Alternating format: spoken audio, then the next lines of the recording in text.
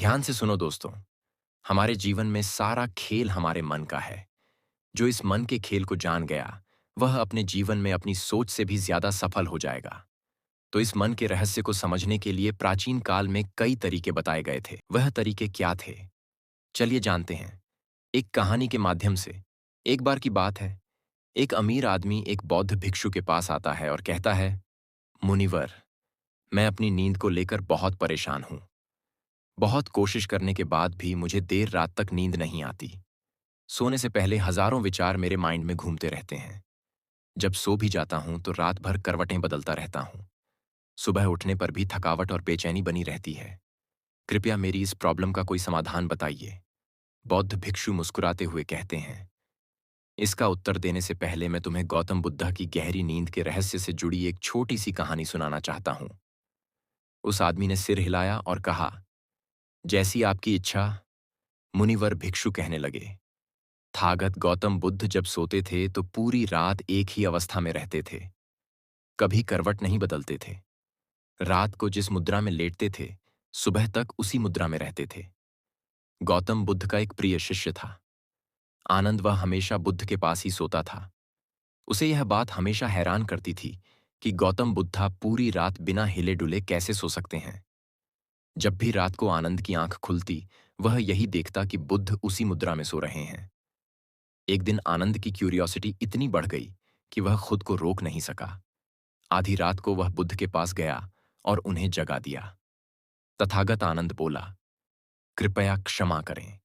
मैं जानता हूं कि यह सवाल पूछने का सही समय नहीं है, क्योंकि आप दिन भर चलते हैं, लोगों को दम्मा का ज्ञान देते हैं और उनकी समस्याओं का समाधान करते हैं। लेकिन मेरी जिज्ञासा अब इतनी बढ़ चुकी है कि मैं उसे रोक नहीं पा रहा। आनंद बोला, मैं सुबह तक इंतजार नहीं कर सकता। कृपया मेरे प्रश्न का उत्तर दीजिए और मेरी जिज्ञासा को शांत कीजिए। मैं पिछले 20 वर्षों से आपके साथ हूं और मैंने हमेशा देखा है कि आप पूरी रात एक ही अवस्था में रहते हैं। आप जरा भी नहीं हिलते। तो क्या आप सच में सोते हैं या नहीं?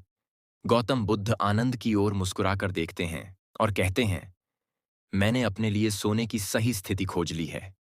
अब मुझे सोते समय हिलने डुलने की जरूरत नहीं पड़ती। मैं नींद की अवस्था में भी जागता रहता हूं, जबकि मेरा शरीर विश्राम करता है। मेरा कॉन्शियसनेस जागृत रहता है।